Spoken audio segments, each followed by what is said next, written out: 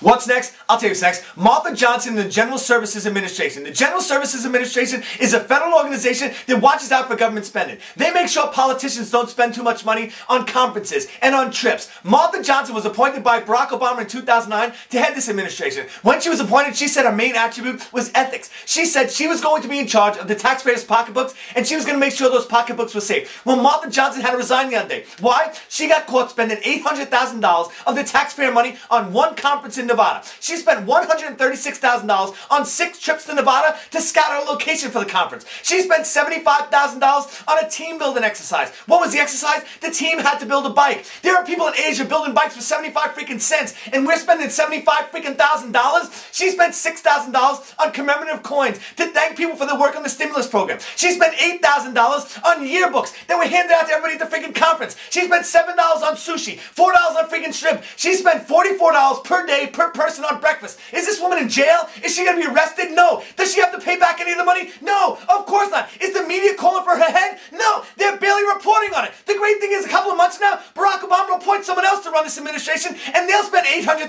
of our money on conferences till they get caught. When they do get caught, they'll just go on their freaking merry way. Don't you get it? This country is not broke because police are getting pensions or firemen are getting pensions. We're not broke because some little old lady falls and breaks her hip and doesn't have health insurance. We're broke